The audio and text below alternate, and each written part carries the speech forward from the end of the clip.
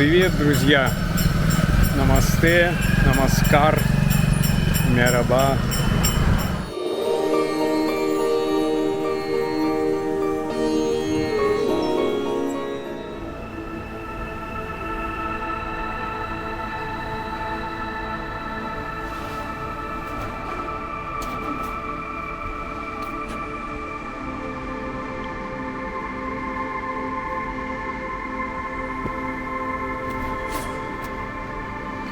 На таком хорошем диванчике лежит Рокси здесь, на нашем последнем этаже, где храм. С лужи. Натекло от дождя с балкона.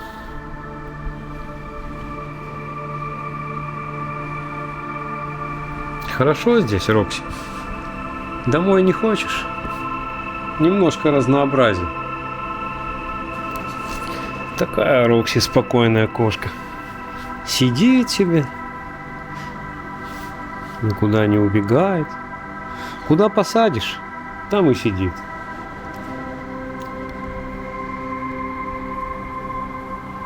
Удивительная кошка. Самая умная кошка.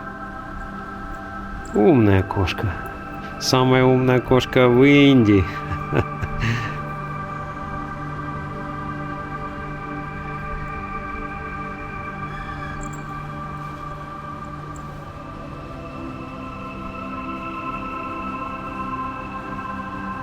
Скоро поедем. Мы с ней в Дели. Перед отлетом нам надо будет несколько дней пожить в Дели. Надо будет ей делать документы там в карантинной службе. AQSC. Карантинно-ветеринарная служба государственная. Нам надо будет делать документы на вывоз кошки.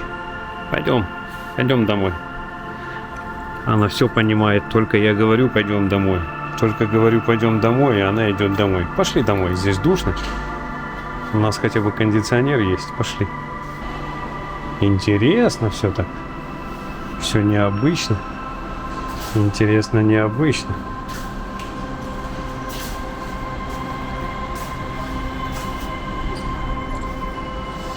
Что здесь у нас? Вот здесь балкон такой кольцевой вокруг дома.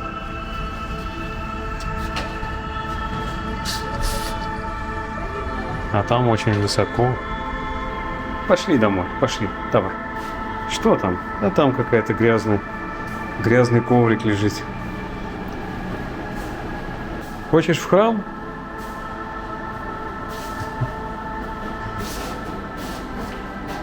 Она хочет в храм.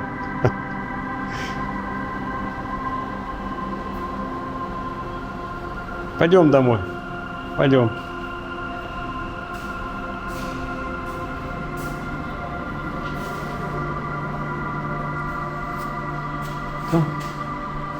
Осмотрели все владения, территорию кошки.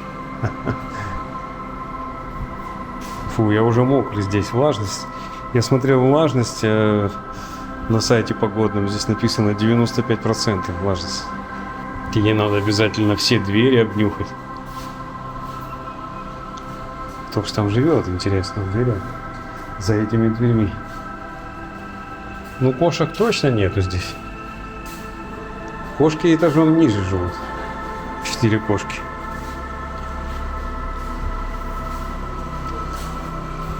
Вот опять вода капает, но это с крыши остатки дождя.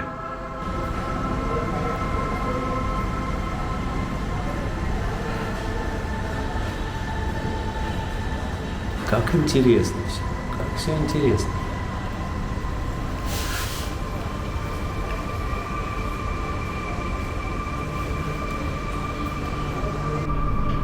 Рокси.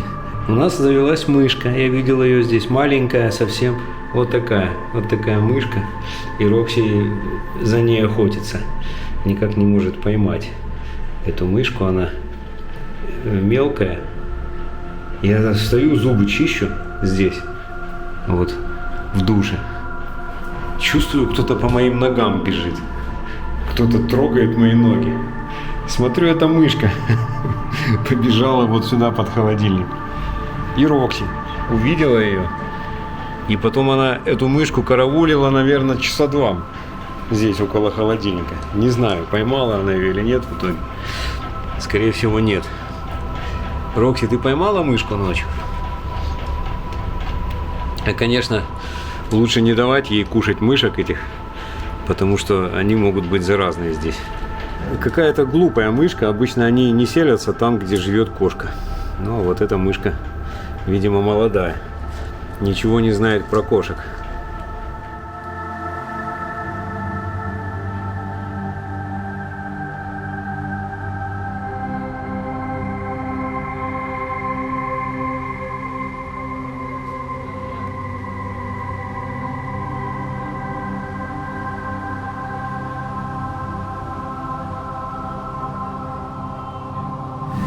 गरम मसाले 5 रुपए, कच्ची मिर्ची टॉफी 5 रुपए, हरा डब्बा 5 रुपए, अब पापड़ 5 रुपए। गरम मसाले 5 रुपए, कच्ची मिर्ची टॉफी 5 रुपए, हरा डब्बा 5 रुपए, अब पापड़ 5 रुपए। गरम मसाले 5 रुपए, कच्ची मिर्ची टॉफी 5 रुपए, हरा डब्बा 5 रुपए, अब पापड़ 5 रुपए। И постоянно он говорит о том, что у него на этой лавочке все по 5 рупий. Любая фигня, которую он продает, стоит 5 рупий. Распродажа. Сегодня опять душно очень, потому что был дождь. Довольно сильный был дождь пару дней назад. И вот сейчас солнце такое в дымке немного, но оно все равно сильное, это солнце. Ну, выше 30, я думаю, градусов 35. И душно, влажно очень, потому что испаряется вот эта вся вода дождевая. Ура, наше кафе открыто или закрыто. А, вот еще одно есть, здесь пицца. И вот еще, вот это наше. Вот это наше. Мы снова будем есть чап. Рады. Good morning.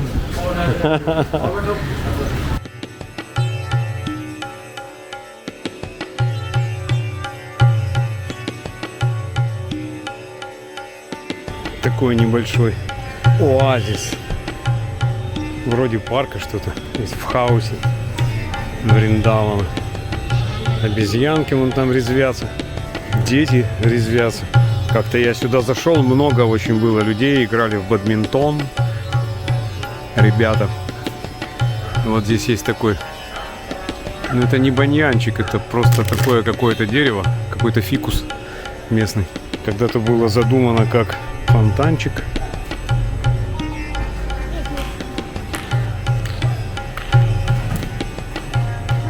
Нашел сегодня палку от обезьян, вот такую, поменьше размером, на улице. Вот хожу. Вон они, бандиты, ходят. Здесь вот есть всякие растения. Вот такие. В этом месте. Видите? Такой маленький парк, и приятно здесь посидеть. Если было не так душно на улице, то здесь можно было сидеть долго. Но я что-то посидел 10 минут. И я мокрый весь снова. Очень душно, влажно. Ну а так, в принципе, нормально. Кстати, вот сейчас на закате, ближе к закату, ближе к ночи становится приятнее. Хоть влажность может даже увеличивается, но температура уменьшается. Вот это сочетание температуры и влажности. Когда прохладно и влажность высокая, это не так. Стрёмно, когда жарко и влажность высокая. Рады. Нам в конце концов починили. 2 дня мы с Рокси не спали. Было очень душно в комнате, без кислорода. Мы сидели опять там около открытого окна в коридоре на столе наших соседей. Ну, наверное, поспал как-то так, знаете, час, может быть, каждую ночь. Потому что когда я что-то делаю, там, за компом сижу, когда внимание отвлечено, то, в принципе, ну, можно такую духоту, как-то живешь и нормально. Но я просто не могу спать. Эй!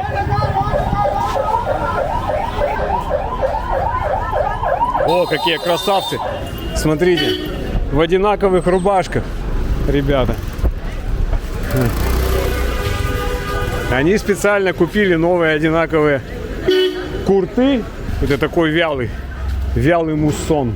Не особо муссонистый в этом году. Ну, это и хорошо. Для меня это хорошо, для жителей нашего дома. Ну и вообще, вот кто ближе к реке, это тоже хорошо. Потому что в прошлом году река разлилась и все затопило вообще. На лодках плавали по этой дороге, по Парикрамной люди. В нашем доме невозможно было жить. То есть там затопило первый этаж вообще, который первый туда, полуцокольный, который уходит немного под землю. Там у людей, говорят, вода была до потолка. Ну, естественно, электричества не было. Недели 3 все это продолжалось, и там жить было невозможно. То есть вот девочка одна, которая здесь жила в то время, а ей пришлось гостиницу снимать и уходить в гостиницу на это время. Подальше от реки, туда вглубь, где не было вот этой воды большой. Поэтому, ну, на самом деле, это хорошо, что нет таких дождей. Хотя, вообще, для Индии, для этого штата это не очень хорошо, потому что для урожая это плохо, что нету орошения. А вообще, на самом деле, здесь, в этой местности, у сельского хозяйства очень большая надежда на сезон дождей, на муссон. Что будет достаточно воды, чтобы все выращивать. Тут и так вот помидоры подорожали уже в несколько раз. Стоили 30-40 рупий, где как. Можно было за 30 найти. Сейчас помидоры больше 100, наверное, больше 150. Обезьяны агрессивные. Видите, сейчас дядечка пытался вот в этой штуке, в колонке воды, видимо, набрать, ну, просто умыться. Там качать надо, такая колонка с ручкой, которую качаешь, вот, ручная. А обезьяна на него чуть ли не накинулась рядом. Типа, ты мою воду берешь. Я вчера шел по своей дороге там, ну, из дома вышел просто, и по той дороге, где обычно я иду, снимаю видео, чтобы выйти на главную дорогу. Иду, смотрю, лежит обезьяна. Ну, просто лежит на дороге. Оказалось, что ее ударило током на проводах. Она как раз вот под этими проводами там и лежала. Такая, видимо, без сознания, дышит.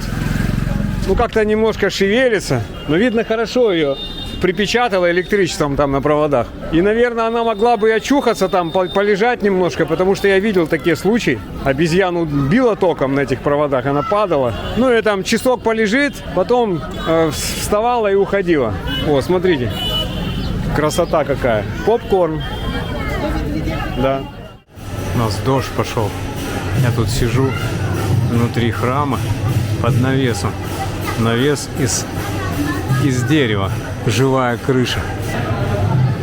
Там на входе в сам храм висит объявление: внимание, нельзя ни фотографировать, ни снимать на видео внутри. Штраф типа 1000 рупий. Представляете? Раньше вполне себе снимали внутри храма всегда. Это вот где-то, наверное, году в 19-м сделали это. Исторически всегда во всех храмах искон всегда можно было снимать, фотографировать. В этом плане не было никогда проблем.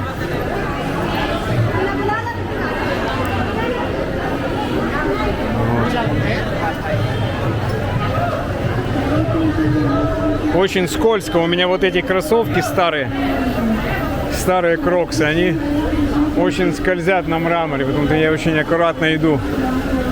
Видите, здесь тоже закрыто. Если помните, друзья, раньше была такая длинная территория, и там было отделение почты было. Можно было отправить посылку, а сейчас все перекрыли, потому что там идет какое-то грандиозное строительство. Может быть, там еще один храм будет. Вот, видите? В щелку можно заглянуть. Там котлован целый выкопан, яма огромная. Вот, можно соку попить. Mixed fruit juice. Вот мои шарики. Мои шарики. В коробочке 3 штуки. Они увесистые, не знаю из чего они. Снаружи шоколад. И сейчас пойду сок еще пить. Там он сок дают. А у нас дождь. Видите, дождь. Надо зонтик открыть, наверное, а камеру спрятать.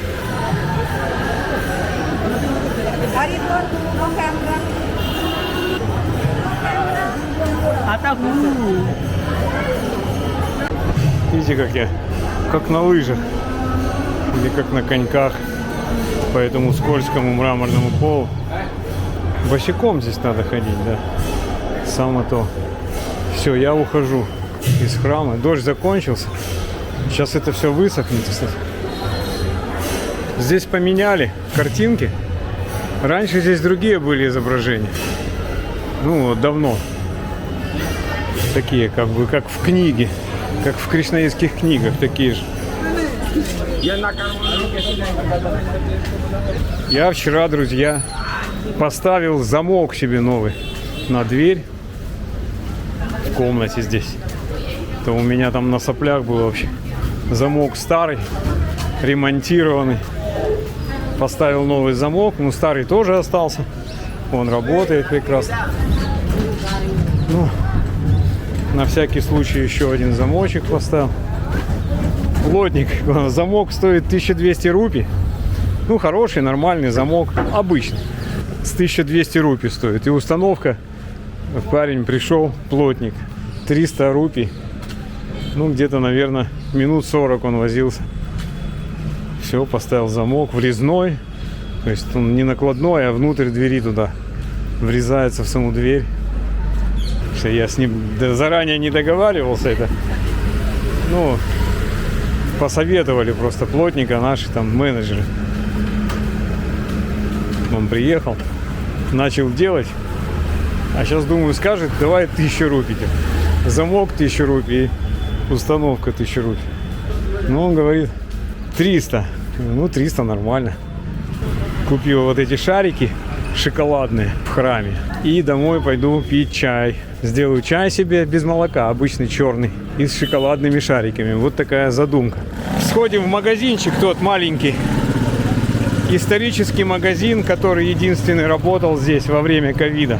Втихушку работал, так знаете, не афишируясь. И можно было сюда прийти с утра и что-то купить. Потому что из дома можно было выходить, по-моему, 2 часа в сутки в утреннее время. И вот этот магазин до сих пор существует, хороший. Правда, он переехал в другое помещение рядом там. А вот здесь такая тхаба появилась, смотрите. Тхаба — это уличный ресторанчик, вот такой. Большая тхаба, новая абсолютно. Я-то здесь не пробовал еще есть. Ну, здесь, видимо, тоже все есть, тали там и все остальное. Очень много во Вриндаване появляется вот этих мест общепитовских. Людей больше становится в Индии, и во Вриндаване становится больше людей. Поэтому оправданно люди открывают эти рестораны и зарабатывают деньги. Всем хватает, их очень много. И главное, что всем хватает клиентов. Все как-то выживают.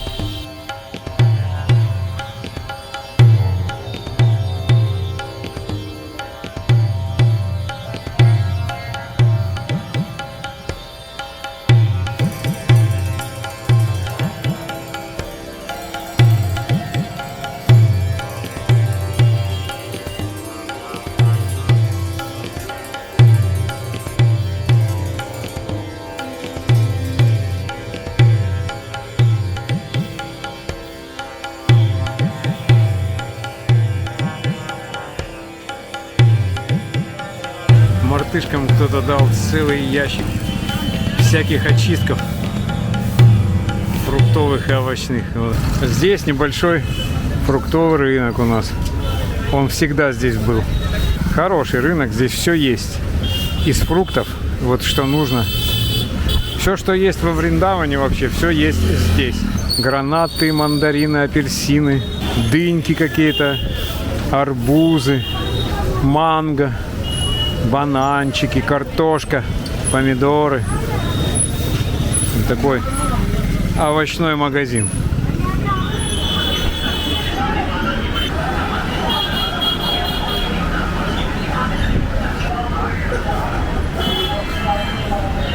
Вот.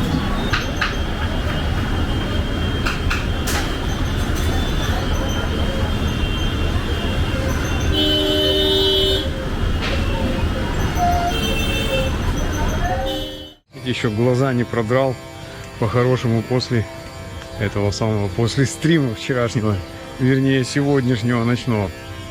Вот видите, друзья, здесь строят такую площадку, место отдыха, типа парка. Я иду через Гашау в центр. Хотел на рикше поехать, думаю, проедусь на рикше. На велике неохота, душно. Но потом как-то пошел и иду себе. Думаю, лучше пройдусь пешком, поснимаю. Вот, через Гашалку. Вот видите, какой здесь хороший. Какая хорошая поляна. Вот. Сегодня влажно. Дождь моросил и очень душно. Температура, наверное, около 30, где-то 29. Вот так. Может быть 30 сейчас уже. Но очень-очень влажно. Влажность процентов 90. И вот такое ощущение, что вы дышите водой. Фу. Вот видите, это беседка там Тулоси растет, деревце. Вот оно. Вон там красивое деревце Тулоси. Это типа, как называется, сад Тулоси, вот этот парк. О, бежит. Куда бежишь? Куда побежала? Нужно в центр мне. Во-первых, мне нужно пойти сейчас.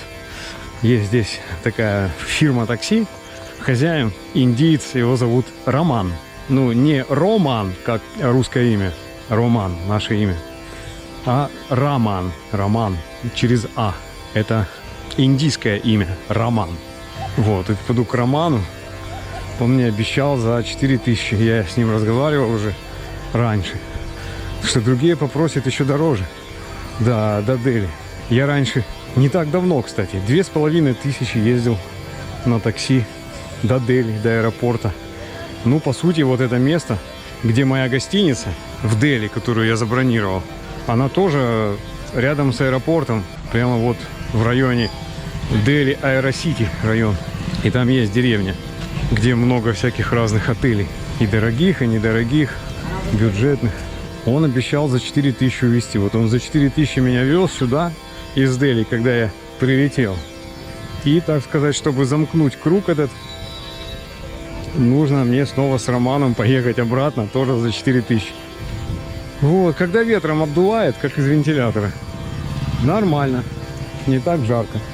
Потому что температура невысокая, но это считается 29 градусов здесь. Температура невысокая, потому что после дождя. Вот так, ну не 36, а 29. Это для нас невысокая температура. И я... Никого нет на дороге, он едет и жмет на эту, на пищалку. Я все равно потею иду, но не так сильно, как когда, допустим, за 30 и такая же влажность. Влажность, конечно, подросла после дождя. Видимо, ночью был дождь сегодня. Ну, не видимо, а точно он был. Я в окно выглядывал, видел, как он идет. И вот сейчас мы пойдем в то место, где сидит обычно этот хозяин такси Роман. У него такая будочка там в центре Вриндавана, напротив храма Искон.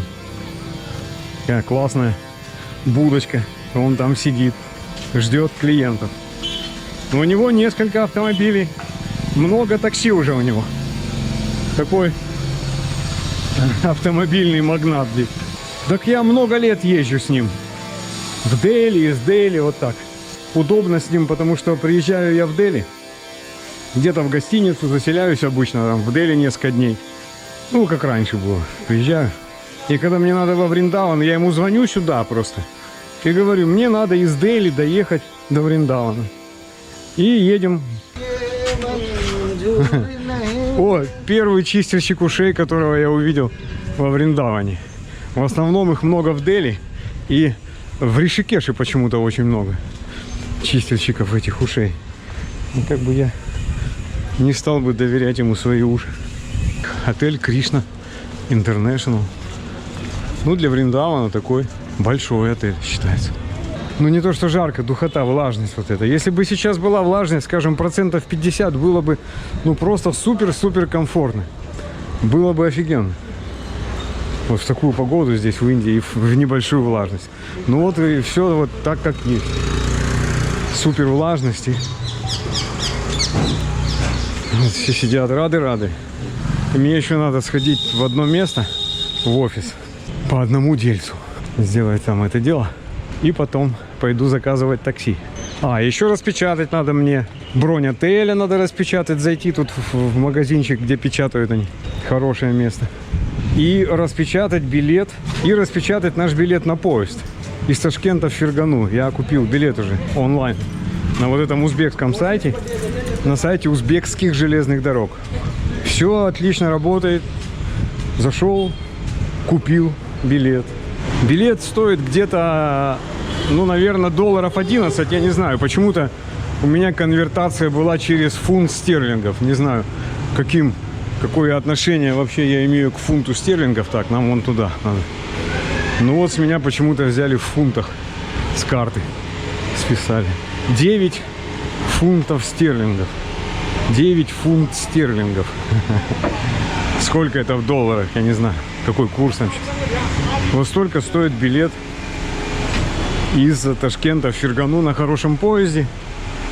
Сидячий поезд такой, как в самолете. Вы сидите там, и кондиционер там есть. Мне посоветовали этот поезд. Люди, которые живут в Узбекистане, мне его посоветовали. Говорят, лучше не бери плацкарт. Плацкарт столько же стоит.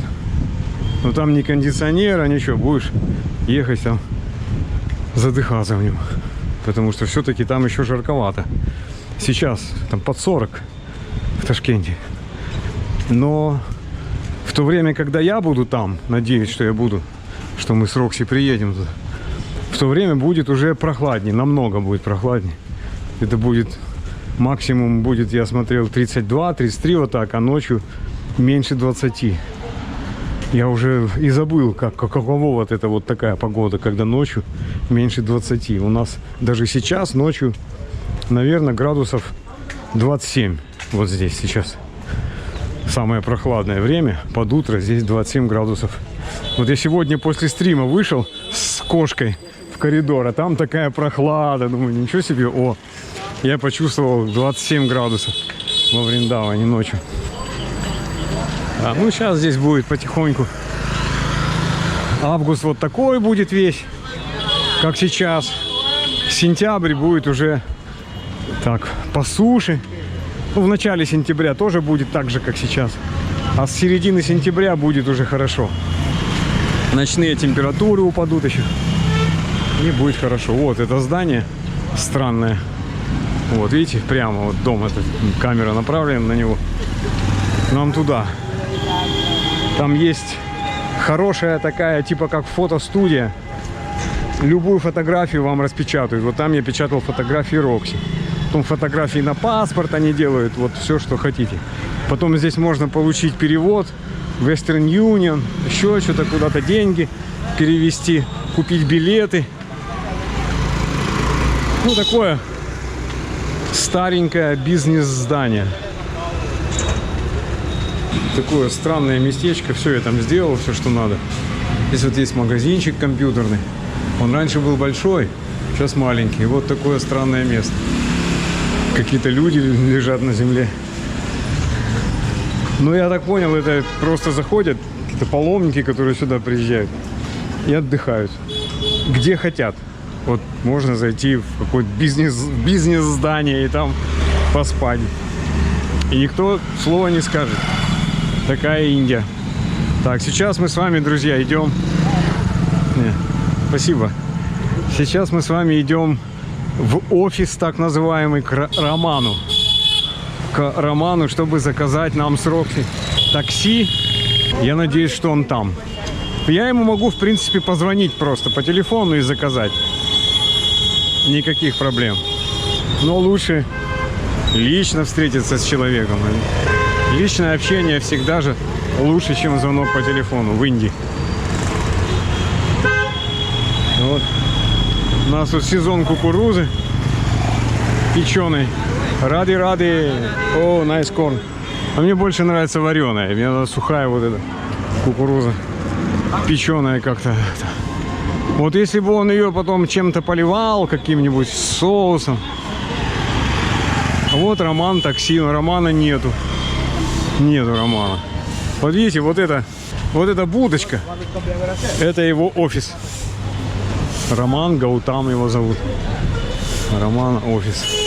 А сын его сидит, говорит, папа ушел пообедать домой. Ну я говорю, приду позже. Пообщаюсь с Романом. Сынок сидит в офисе. Такая будочка. Офис. Человек зарабатывает деньги неплохо. Он зарабатывает, у него много автомобилей. И вот без какой-то помпы, просто будочка. Без какого-то такого, знаете, там эго. Какой-то офис большой. Зачем? Вот будочка. Денежки идут, и все, люди знают его, ездят на его такси. Очень хорошо. Всегда, друзья, минута в минуту. Вот заказываешь такси, ни разу не подвел Роман, ни разу.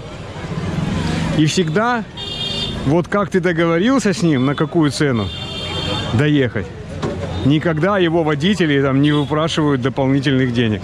Вот все, как ты с Романом договорился, так и отдал. Привез он тебя, все нормально, отдаешь денежку.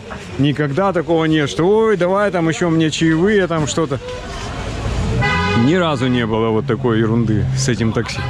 Где печатают, надо билеты распечатать. Все, чтобы мне все сделать уже и забыть про это. И чтобы последние дни здесь я занимался чем-то приятным.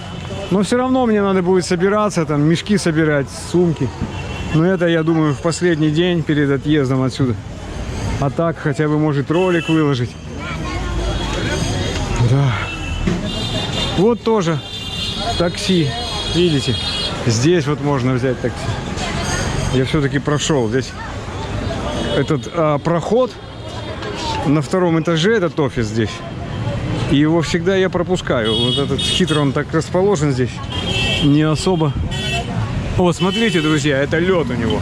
Видите? Вот такой кусок льда. Представляете, на нем посидеть, если можно охладиться. Это они делают газировку, соду с лимоном. И используют этот лед. Обычно. Да. Все, я понял. Надо пройти еще туда дальше. Потому что вот это дерево. Все. Конец уже. Вот она же, блин. Я постоянно теряю вот эту подворотню. Вот она. И сюда заходим. Здесь у него кондиционер. Хорошо.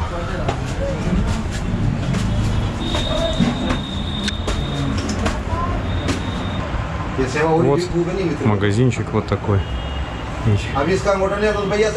Там окно на улицу. На храм Искон, собственно. И здесь вот небольшой офис. Можно все делать. Деньги менять. Сим-карты можно здесь покупать. Печатать, распечатывать. Но он сейчас не может мне распечатать, потому что электричество выключилось. Я подожду, посижу. Оно тут включается, выключается постоянно. Туда-сюда дергает его.